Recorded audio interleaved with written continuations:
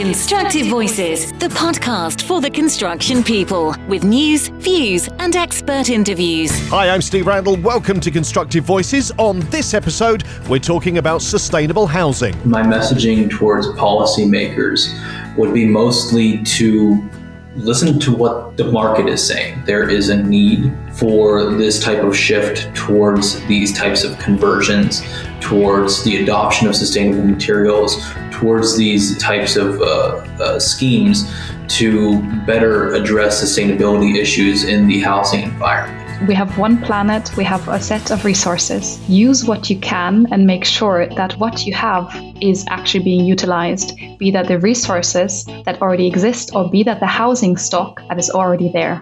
We're joined by two members of the Global Policy Research Group to discuss their recent report. And of course, Pete the Builder, Peter Finn, is here too in just a moment. Constructive Voices media partner in Ireland and the United Kingdom is Construction Industry News. Since 2002, Construction Industry News has been focused on the very latest projects and developments within the UK and Ireland. So Pete, hi, how's things? All good, Steve, all good. How are you keeping? Yeah, very well, thank you. The sun has been shining a little bit more here, which is always a positive thing, puts you in a good mood, and great to be back on the podcast talking with you and building the conversation that we've been really running through the first part of this year about sustainability and how we can build better, taking in all the aspects of climate change and biodiversity. And we've got a couple of great guests again today. Yeah, without a shadow of a doubt, we've got two great guests coming on today, a couple of guests that kind of give us an insight into how these discussions are developed and where the results and the research that people who make policy changes, where they get that information from. So for me, it was a real insight. It was very good to kind of hear, because you often hear about case studies and sample projects, and you always say to yourself, I wonder who actually does that and where does it come from? And today, what we're able to do is to give our listeners the insight into where this information comes from. Yeah, so they're from Global Policy Research Group, and they are Katharina Fey and Jordan Everetts. And I think what's interesting about what they're going to be talking about is that they've done these various samples in different areas, and they highlight how it may work in one area and not work quite the same in others. And I think that's an important takeaway. With our global audience, obviously certain factors will work everywhere, but everything needs to be tweaked for regional and local markets. Yeah, without the shadow of a doubt, we've got such a diverse planet, such a diverse world with so many different cultures and so many ingrained habits in different countries, different climates, just different ways of life. And I'm a firm believer that there's not one fix for every solution. If something works in one area, it doesn't mean that it's going to work in another area. And it's good to hear when these decisions are being made, that is taken into account, that, when policies are being put in place, and when, the people higher up the food chain than myself and yourself, Steve, are making these decisions, that they do look at it from a lot of different perspectives. And of course, Pete, the thing that we have discussed and touched on before on the podcast is box ticking, and whether sometimes things are done for the wrong reasons. And I know this bit of research has looked into that as well. Yeah, when you hear the news and you hear about new policies being introduced, new regulations being introduced, there's always that fear in the back of your mind that, is it just a political situation where the local politicians or the local government have decided to sway the mob or to sway the political point of view and try and win votes by coming out with this new or greater way of doing something that's going to solve so many issues. And again, the research that the guys do has shown where, maybe that has been the case. Maybe that there has been situations where there's been policies put in place that have pushed maybe quantity over quality. And then when the numbers are released, it looks great that, so many housing units have been released. There's been a reuse of certain buildings to suit what the need is in the area. But when you actually dive into it and the research is done on it, it probably wasn't done correctly. And there's been a lot of issues identified with that. A couple of case studies in the UK, unfortunately, have shown that. So, again, it's good and it's refreshing to hear that these issues are being identified and that they don't just go by the wayside and people then just forget about them. They are being identified, and then at least the information is there for other policy changers and people in power to be able to identify what has worked in the past and what hasn't worked, and therefore hopefully make the right decisions going forward, simply not to create some good publicity or to create good numbers that a politician can say to the media or in whatever their house of discussion is. So I really got a little bit of hope when I heard that as well. It's some interesting listening here, and it certainly gives an insight into the background of where all of these decisions are made. And it was something that I always had a little bit of a niche that needed scratched. It was something that I always wondered about, and again, great that we've got these guests in and that they're giving us this insight. They're both young, very well educated and very diverse people in terms of they come from different parts of the world. They've travelled and they've lived different lives, and yet they're able to contribute to providing information and giving case studies, giving results. They look at it from a biodiversity point of view. They look at it from cultural, the focus being on the relocation from the urban to rural that's going on. And obviously COVID has accelerated that. And again, the interviewers certainly dive into that and give us some insight into that as well. They've been talking to Jackie de Burca, so let's have a listen. Thank you very much for inviting us. My name is Katharina Fey. I'm with Global Policy Research Group, and we are both from the Environmental Solutions team. My name is Jordan Everetts. I am with, as Katharina said, the Environmental Solutions team at Global Policy Research Group, and I am from Reedsville, Pennsylvania. The Global Policy Research Group was born only a few years ago. It came out of Lund University, Sweden, one of the top universities for economics and management. And it aims to fill the gap that most think tanks and policies and research groups do not provide detailed policy solutions. We're coming in with a team of mostly students as well as some professionals to aid in innovation in an industry which is otherwise very much short of young perspectives. We are, of course, based in Lund, Sweden, and our lovely president is Bahadir Sarin, who is the main push behind all of this. Excellent. And Jordan, how did you become involved? So I became involved back in September of 2022. I was looking for some work in potentially an internship in consulting, and it led me to Global Policy Research Group. And I was really taken in with the mission of the organization and what the potential was there for research-wise. And so it was just a match made in heaven, I would say, in terms of what I was looking for and for what the team was looking to do. How does the group work? And essentially, you're both involved in the sustainability end of things, but how do you work as a group, and how do you go from findings and research to getting those in front of policymakers? The way we start out is we start, as any good research group does, is with research. We research the current state of the laws, the current state of policy. And what we then do, what is very important, is that we look at past examples. Which policies have worked where and which ones haven't, and what are the factors that enable them to function. Besides that, very much we draw on the excellent guidance of professors here at Lund University and other universities in creating policies that are innovative and not only something that has been tried before. A lot of what we see is shaped by the past, and that's very important.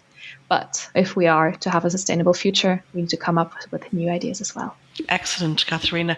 So, Jordan, let's talk about the report, Sustainable Approaches to the European Housing Crisis. Would you like to just introduce the aim of that report to our listeners? Yes, certainly. So the aim of the report that we wanted to address was the increasing demand for housing in the European Union. Right now, we have large gaps in the housing market in between demand and where current construction levels are failing to meet that demand within the EU. So our first approach was taking a sustainability angle and trying to understand how the European Union can continue to meet the demand for housing in the EU while also maintaining sustainability initiatives and sustainability goals towards a net zero future. Globally, what kind of findings did the report come up with? The main things we targeted were 4 areas. We found that, first of all, we need a lot more incentive schemes, both in relation to sustainable materials and construction, and in relation to this disposable and the reuse of construction waste. We also talked a lot about rezoning with reference to land use and existing building conversions, and some relocation schemes from urban to rural areas. This entire thing ties into the approach, which is less new buildings mean less resource use. With our research and our evaluations, we found that we have a huge amount of building stock already present in the EU. The main point is that it's not for the use that we need it for, or not in the areas that we need them in. The main approach of our policy paper was thus to address that issue. How do we convert it? Or how do we get people to accept housing in places they were maybe not previously attractive? Or how do we make those areas attractive? How interesting. Now, let's talk on some of the countries that you would have delved into, case studies, worst case scenario, better case scenario. So in our case studies, we looked at 2 countries that had similar initiatives in terms of from a planning perspective, but diverged in 2 very different ways. So the first one was England, the UK. There, the policy-wise, they embarked upon a more market-oriented positioning, which was shifting, allowing the market to dictate where the conversions were taking place and the quality of the conversions. And then we looked at the Netherlands, which was the second case study, where there was a more state-central approach to how conversions were handled and the sustainable conversion of commercial real estate to residential housing. And between the 2, we found that the best quality produced new housing in terms of conversions of previously commercial spaces occurred in the Netherlands, taking a more state-directed approach as compared to England, where they had a more market-oriented approach through their laws and planning practices there, led to a lower quality conversion type that was actually not beneficial to the environment. Okay, so let's just hone in on that, Jordan. That's fascinating. So you're saying, for example, in the UK, the conversions are going to be low quality and unsustainable, and therefore one assumes from what you've said, not that attractive to, let's call the end user. Correct. With the more market-oriented approach, there were deficiencies in terms of how the conversions were taking place and complaints about the build quality of a lot of these conversions. And one of the big aspects was the conversions were mostly geared towards single, young, new renters within these spaces, and the conversions were not being built in a way that was conducive towards maybe families and more middle-aged market rent seekers in terms of housing-related initiatives. Whereas in the Netherlands, however, they took a state-directed approach where they kept a heavy influence. They did not have hard-set targets for the builders and the constructors who were producing the conversions, but they were strongly involved in the process in terms of directing where they wanted the goals to go. And it led to in the UK, there was more housing produced compared to the Netherlands, but the quality was drastically different in terms of what was produced in the 2 countries. And in the Netherlands, it was more sustainability focused. And from a planning perspective, it ended up working out better than the policies of the UK. Let's talk about going back to the UK. What areas of the UK were these conversions carried out? So in the UK, one of the places that was most that we cited in terms of our example was in Croydon, which is a borough of London. And in Croydon, they had an office vacancy rate of about 50% between 2013 and 2015. And during the time span from 2011 to 2021, there was a conversion of commercial spaces to residential space, which amounted in approximately 1,343 residential units that were produced. But in the UK, again, the quality was not up to par with what was the needs of the area. And so that was something that we had to take a look at when examining that case study. Because by and large, the metrics of how much new housing was produced is on paper looks fantastic. I mean, between 2011 and 2021, there was approximately 20,200 new homes built in Croydon, of which those 1,343 residential units that were converted were part of. But sometimes quantity doesn't always mean quality. So that does seem that the approach in the UK was very much like, let's get the numbers so we look good, but not care about the actual detail. Correct. And that was all part of the England, this policy implementation. It was called permitted development rights. That is the policy that led to these office conversions being this market-oriented approach. So what else from the report, Katharina, do you feel is really important to bring to the ears of our listeners and obviously in front of policymakers around Europe? Less new is less resource use. There's a quote from a European minister which basically goes, Europe has already been built. We already have a lot of what we need, and our populations are not growing. We are seeing, if anything, a reduction in population. We should thus be focusing on making areas attractive to people, especially in the urban areas where we have a lot of building stock existing and a lot of other social issues. We should thus implement some attractiveness schemes for these kind of things. We should implement transport networks. So that solves several problems at the one time. It solves the sustainability issue, both for building new housing stock, because that housing stock already exists, and it attacks the sustainability issue by building sustainable transport as well, increasing the attractiveness of that area and reducing the need for new housing in urban areas. Okay, and what about biodiversity in those areas? Is biodiversity being taken into account? Obviously, green spaces and nature-related incentives. Biodiversity is taken into account insofar as in city spaces we are opposing the new builds, which would erase more green spaces from the access to nature and public spaces. Moving people into more rural areas would also increase their access to that. Biodiversity, insofar as we're talking access to green spaces, is thus very much reflected in the aim of the report. Biodiversity in terms of animal and plant life here is directly addressed in the form of less land use. One of the things that I've found fascinating, obviously, is the fourth area, which is urban to rural relocation schemes. Now, I'm a city girl originally, and for quite a long time I've been living in the countryside and I couldn't be happier. So let's talk about how they're going to work. Lots of people wouldn't feel like me. Lots of people just love to be in a city. I very much agree with you. I personally grew up in a very small town in Germany and then was given the opportunity to finish my education in London.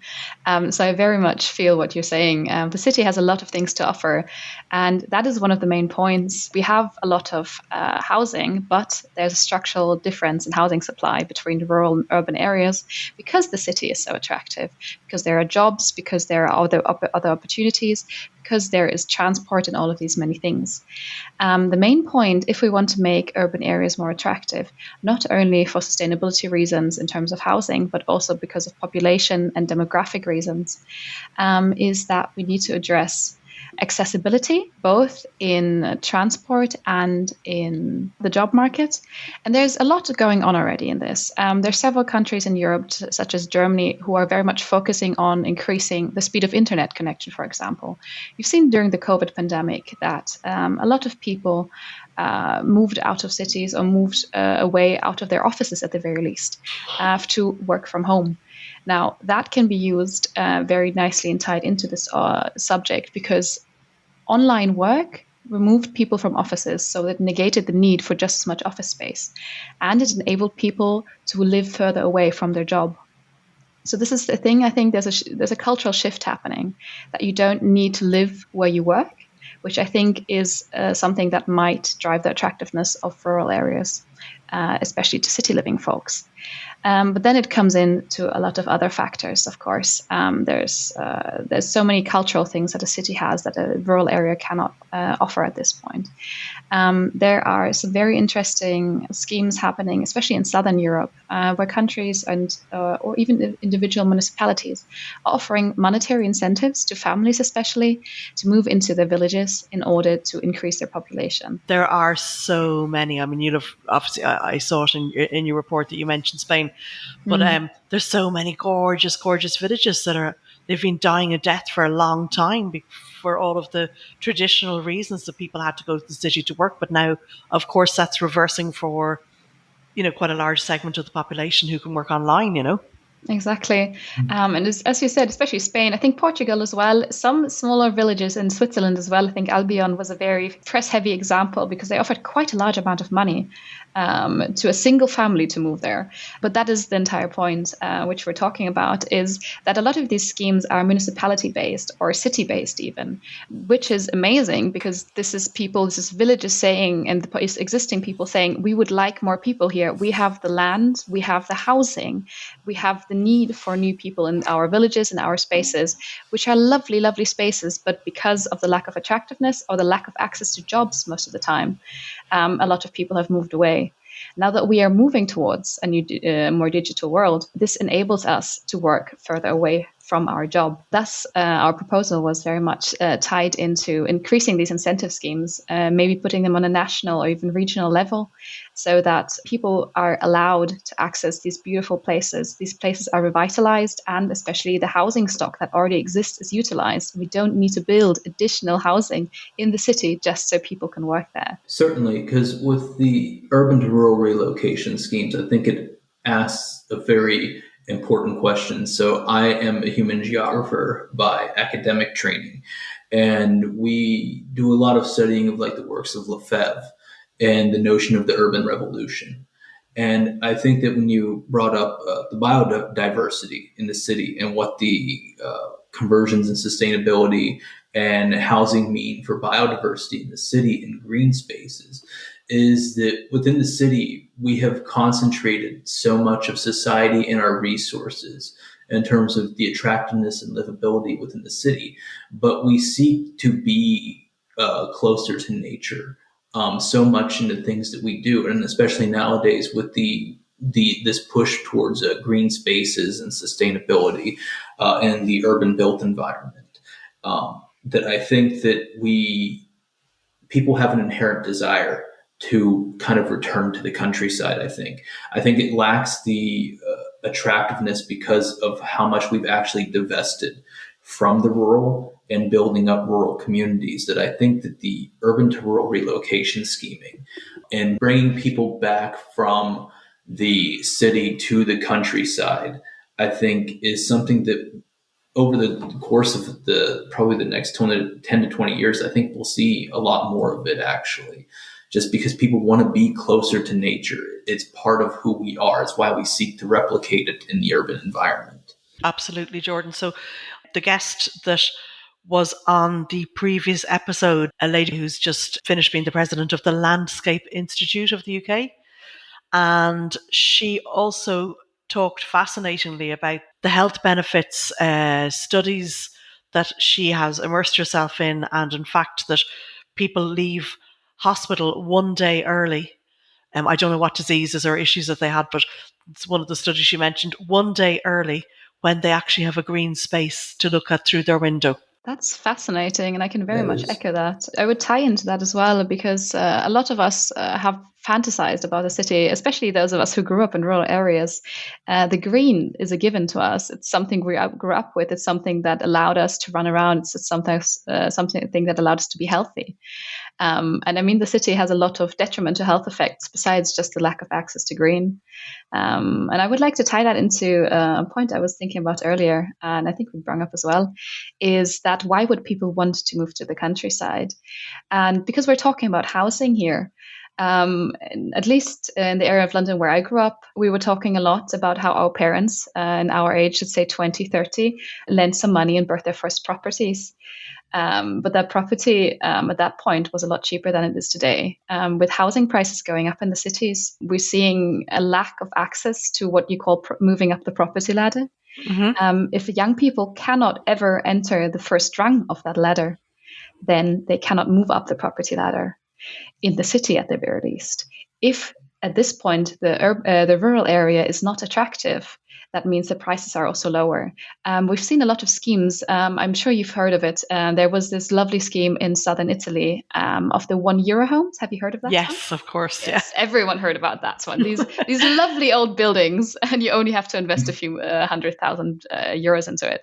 That's obviously not an excellent example to start out on the property ladder with. But there are similar examples of a lot more accessible property in a lot of urban areas, which are very cheap. In Germany, there was an example of an entire village being sold off in a block for a laughable price in comparison to city prices.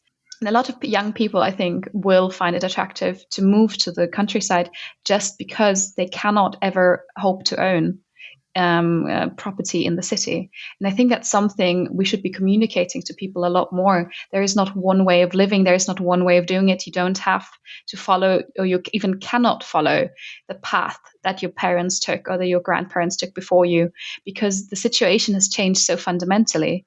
So that's what we do here. We're trying to find policies. We're trying to find ideas how to move forward more sustainably, both in an environmental and in a social way. Fascinating. And I was going to touch on the financial, which you've touched on obviously very, very well, Katharina, which is, it's a whole new life that's possible for people that maybe they just couldn't have had before. And on top of that, the more and more younger people that I encounter just normally on a day-to-day basis, and speaking to experts like from the previous episode, Jane Findlay, there's a lot of younger people who have climate anxiety now. So, of course, being around in a rural situation, in a place where they can actually embrace nature is going to be far more healthy for them psychologically and physically, I think. Yes, I very much agree with that as well. I think we all can. So, we've already talked about it. We're based in Lund, which is a lovely, lovely little town in Sweden. I think we're only just roughly under 100,000 people. And what makes Lund so beautiful, and why I think a lot of students are happy here, is that there's a lot of green around. There's the seaside, there's a lot of parks.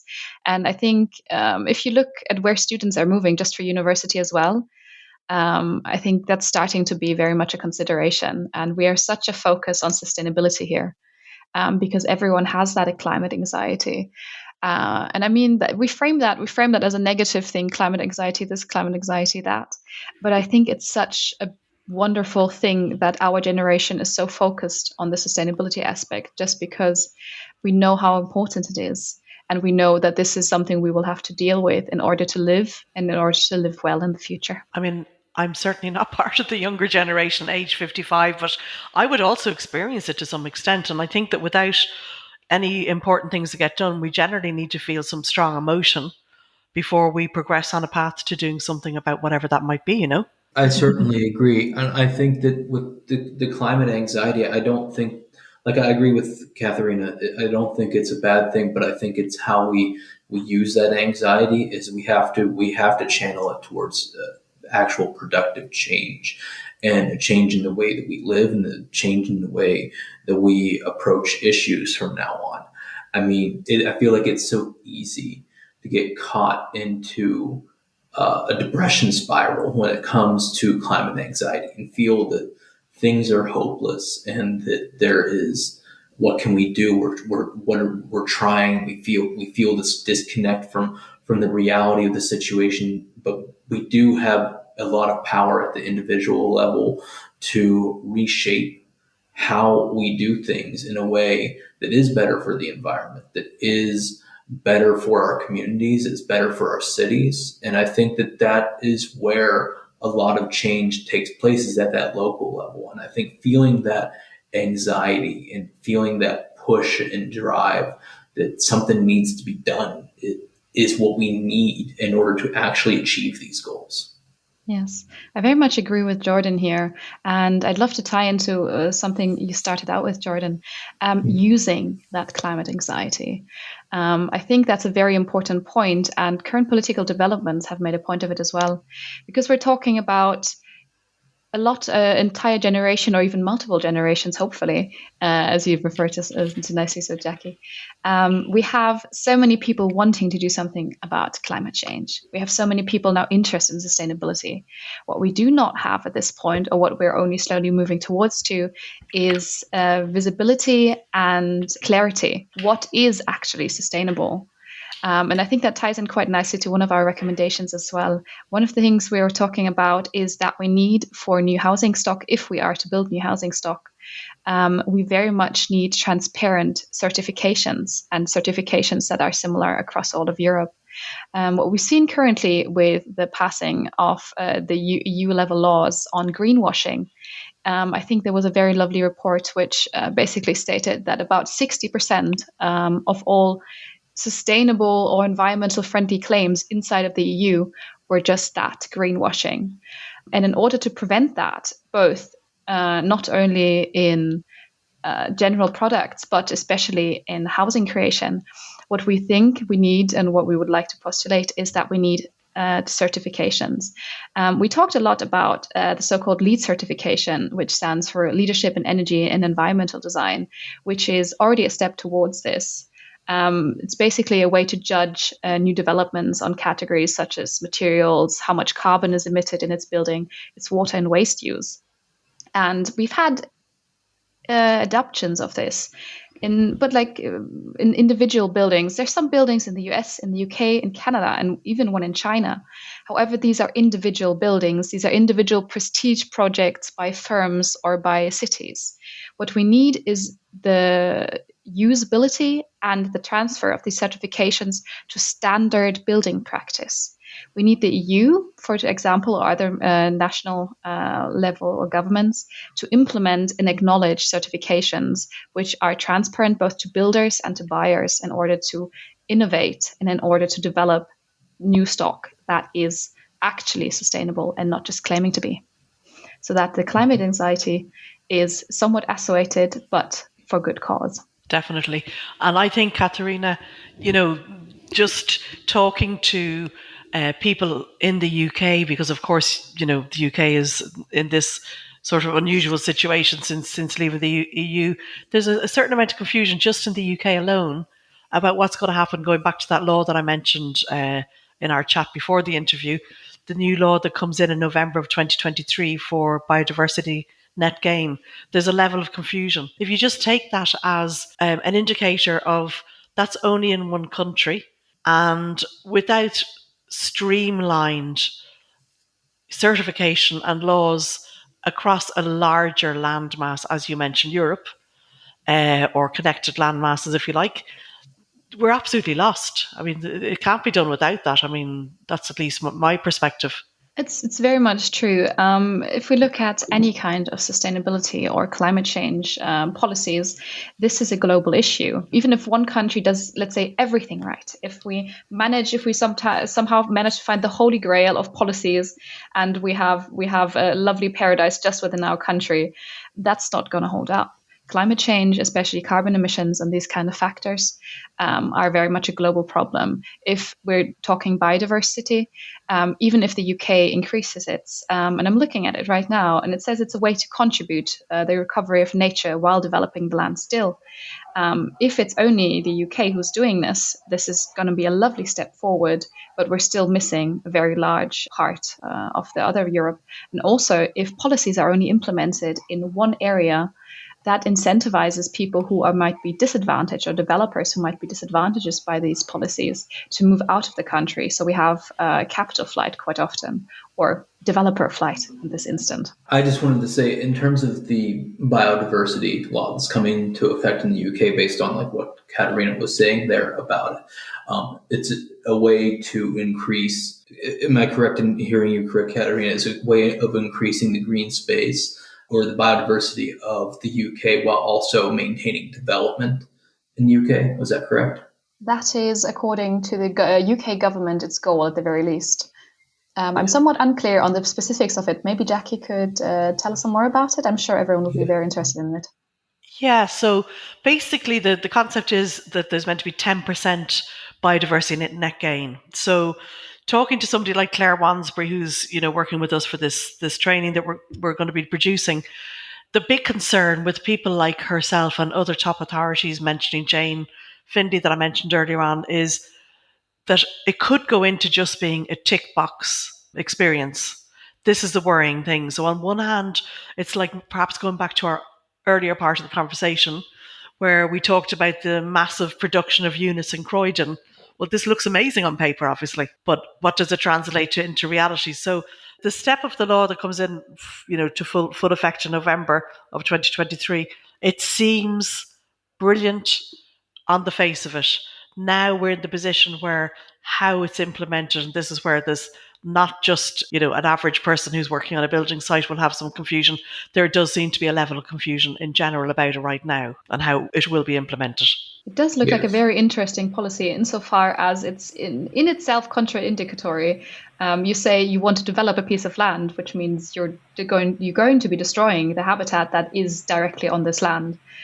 Because if you're going to put asphalt in a place, I'm pretty sure this is not particularly helpful to plant and fauna development. However, if it reminds me quite a lot of carbon offsetting. Of the way we approach that. In the same way, we say, firms can, if they emit carbon, buy carbon offsets. So you create carbon on the one hand, but somewhere completely different. Someone captures carbon and you call that a net zero. If we're going to be doing the same with land use and biodiversity, this would need a level of reglementation and a level of evaluation that I would be very surprised if it was actually kept up. The same way we talk about, if we cut down a tree, you must plant another. That is a very nice way of framing it. However, in the first, I think, 10 to 20 years of its life at the very least, a tree is carbon positive. There is no such thing as transplanting, at the very least, entire habitats. You can create other habitats, but until they develop to the scale and to the quality of the original habitat, that is not an instantaneous process. Yeah, absolutely correct. So there is that sort of strange, one of the things that you touched on in the report was your reference to land use. Shall we explore that in connection with what we've just discussed? My thoughts were being drawn towards the issue within that biodiversity type policy in terms of the construction and the building and increased development is the supply chain value chain process of procurement resources. And because we've talked about this as a global issue, and with this law being primarily UK based, it's addressing the needs of the UK. And so how do you go about measuring that? Because within that development process, you have procurement. You have to procure resources for these types of sustainable developments and for construction and for new manufacturing of things. And so there is this imbalance, especially when it comes to certifications and with these sustainability goals like carbon offsetting and net zero, in that my company based in the UK that may be building this site may be sustainable, but maybe my suppliers downstream within the supply chain process that I'm procuring my goods from, those aren't being considered in the entire process of the production of space or materials or goods. So there is this questioning of the actual true sustainability of development when it comes to the entire supply chain process, which is what my thoughts are in terms of questioning with this biodiversity initiative. Katharina. I would like to tie into your question on land use. I very much echo what Jordan was saying about biodiversity as well. If we're talking land use, I think this ties into one of our main points, which was basically less new building is less use, both of resources and land. So the way we're addressing this is that we want to reduce resource use, carbon emissions, and land use. These are inextricably interwoven, and we should be addressing them collectively in the way that buildings that are already built, the biodiversity or whatever habitat used to be under those buildings is at this point already been destroyed, especially if it's older buildings. And that's not something that we will be looking to renaturalize in any time soon. However, if you buy new land and if you develop new buildings, you're going to be taking apart so many existing ecosystems. An example of this, for example, was in Germany. We can talk about housing specifically, or we can talk about, for example, Berlin. Berlin used to be a huge wetland. And a lot of countries in the northern parts of areas of the northern parts of Germany, of the Netherlands, and also Sweden used to be wetlands. Wetlands are these beautiful havens for biodiversity, but they are also usually very good for access to water, which is something human settlements are very much keen on for obvious reasons. And this is something we have a tendency to build on, but in order to, for example, build on wetlands, we completely dry them out, and their biodiversity is completely gone, and we're not looking to reestablish it. So if we're talking sustainability and land use, the reduction of new development is the most important thing we should be talking about. Yeah, I would absolutely agree with that, Jordan.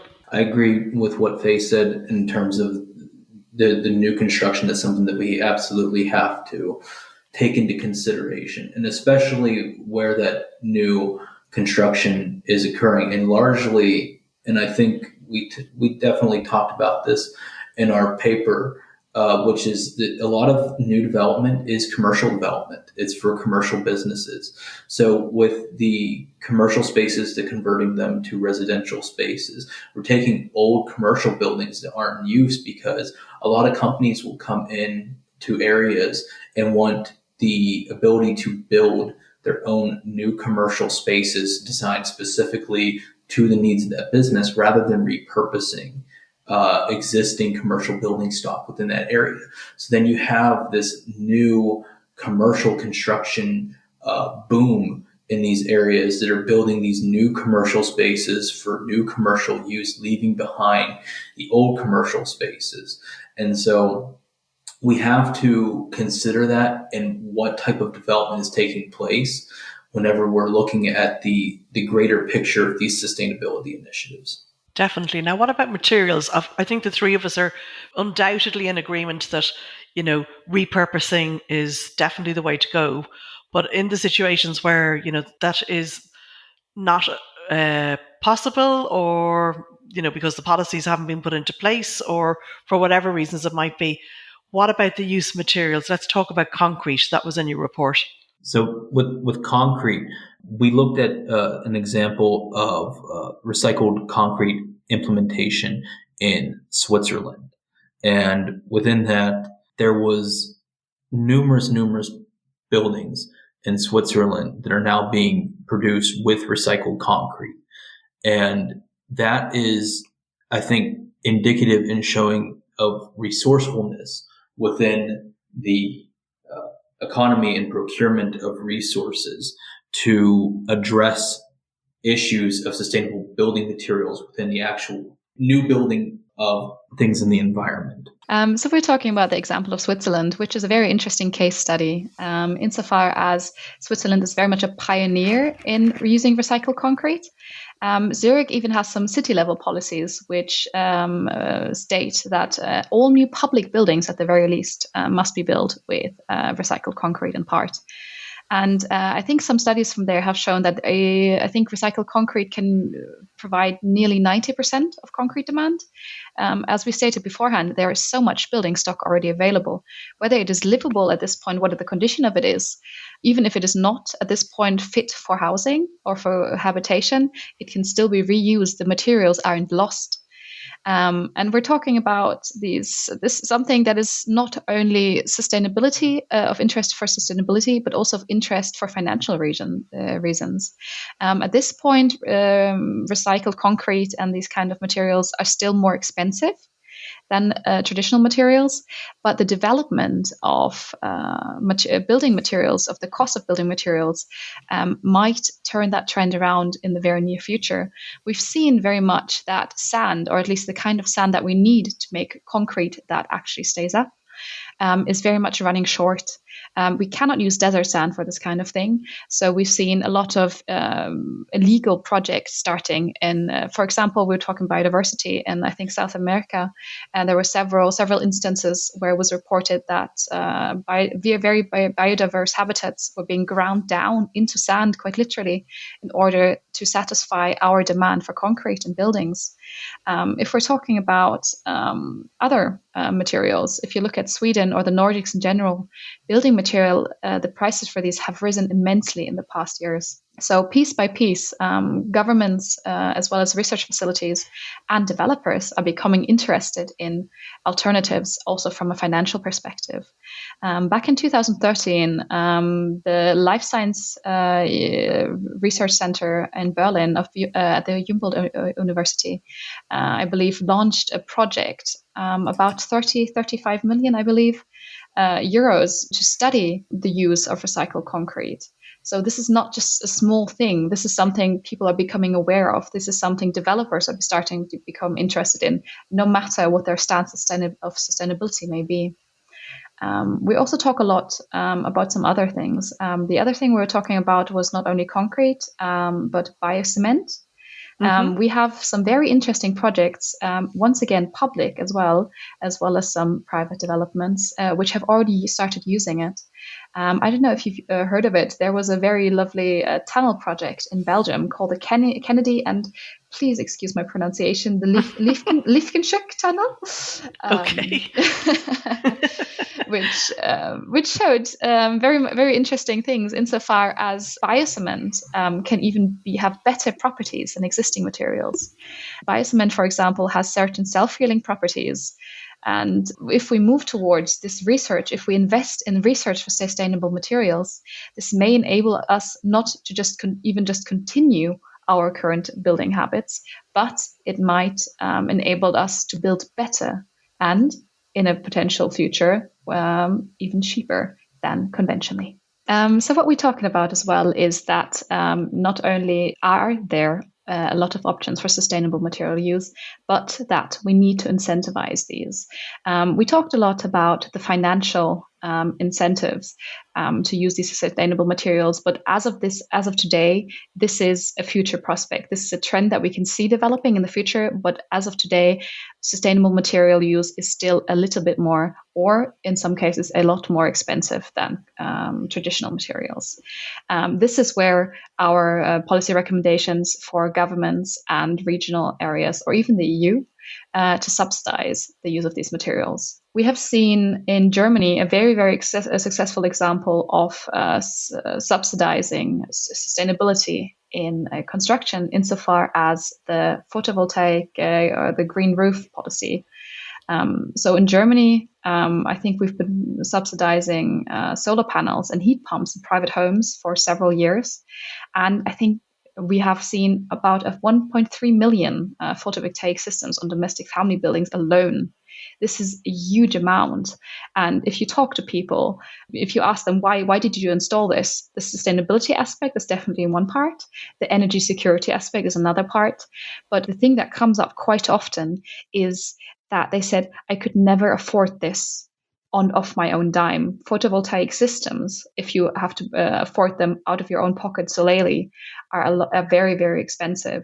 So the government coming in here and providing subsidies to make these accessible for private homes, not just for large developers, was a crucial point in getting this particular sustainability policy to succeed.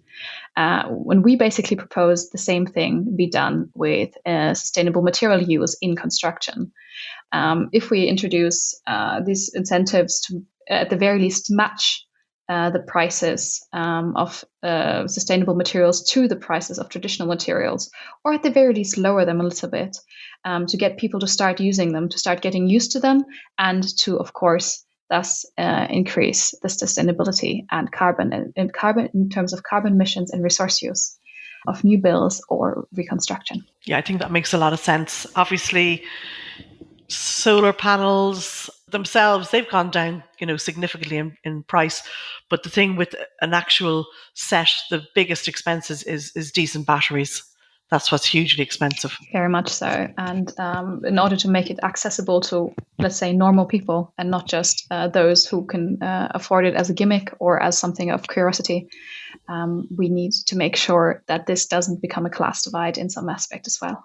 Okay, I absolutely agreed. Jordan, any last words, anything you'd like picked up by hopefully some policymakers who are listening? I think that I think we've covered the entirety of the paper now at this point, and I think that my messaging towards policymakers would be mostly to listen to what the market is saying. Is that clearly there is demand, there is a need for this type of shift towards these types of conversions, towards the adoption of sustainable materials, towards these types of schemes to better address sustainability issues in the housing environment.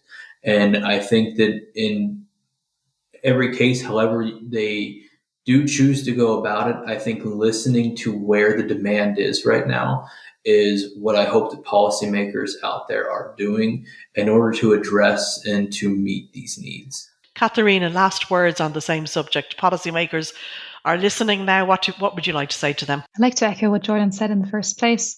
And I'd like to add one more thing, which is we have what we need. We have one planet. We have a set of resources. Use what you can and make sure that what you have is actually being utilized, be that the resources that already exist or be that the housing stock that is already there. So, as we expected, Pete, an absolutely fascinating discussion. It is the big challenge, isn't it, for policymakers, for the construction industry, and for every person, really, having enough homes in the right places, the right type of homes, and homes which can be built without having a negative impact on the environment, you know, and being sustainable, addressing issues such as overuse of materials. All of these things are big, big topics for the construction industry and the world. But there's some useful insights there. Yeah, definitely, Steve. Like we have, as we always say, we have so many challenges within the industry, and we definitely have policies that we need to put in place, and we've got habits that we need to put in place to help with the climate change battle, and also in general, just to make sure that people's ways of lives improve, because you know there is certainly, you know, a housing shortage. There's a lot of different cultural problems that are going on in everyday life, as well as the other battles that we have on hand in terms of, you know, ensuring that we, you know, live in harmony with our planet. So, you know, the discussion there today was great. It certainly gives us the insight into how people get the information that they then use to make policy changes. It was refreshing to hear in some ways that negatives have been identified and obviously positives have been identified as well, and that information is being spread to the right people. But I think one thing that certainly has come out of not only discussion today, but out of the many discussions that we have here on Constructive Voices, is that getting people to move from the city and go to the country is certainly something that it helps regenerate maybe cities and towns that have been dying, and it helps, you know, alleviate the pressure that's being built up within our cities as well. If we can do that and do it in an environmentally friendly way, we're definitely going in the right direction. I think we're getting two things. We're getting people are then living a better life in terms of, I think so many people who have made the change to go from an urban area to a rural area. It doesn't matter what country they've done this in. They get the benefits from it, the fresh air, the freedom, the space, the nature, all of those really positive things that they probably were slightly unaware of because of the, you know, living in a city. You just don't get to see, touch and feel all of those things. It's good to hear that there's research out there showing the positives, and also, again, we've discussed this a lot. It's really the one very positive thing that's come out of the pandemic, out of the COVID pandemic, is that we ended up having no choice but for people to do this, and people realised that it can work. Also, our broadband networks and our ways of living at home have improved. Not every area, but in a lot of areas, and it therefore means that people can have a choice. They can work from home 2-3 days a week maybe go to the office a couple of days a week, and it can happen successfully.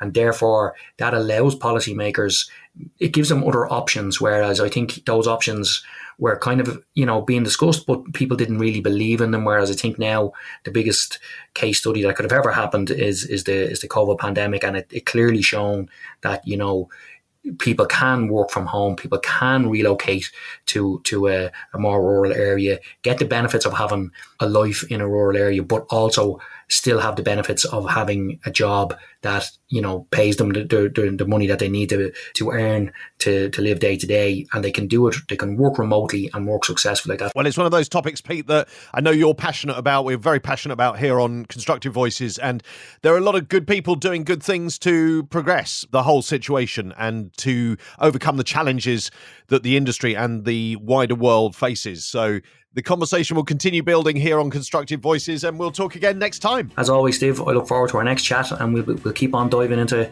all these different subjects and trying to give our listeners the best possible insight that we can. And that's all for this episode of Constructive Voices. Please take a moment to share it with others who may find it interesting. Follow or subscribe to get the latest episodes automatically on your favourite podcast app, and rate and review the podcast if you can. You can also listen to the latest episode by saying, Alexa, play Constructive Voices podcast. Here's Constructive Voices. Here's the latest episode. And on our website, where there's lots more information too. That's constructive-voices.com. Don't forget the dash. Until next time, thanks for listening. You're really helping us build something.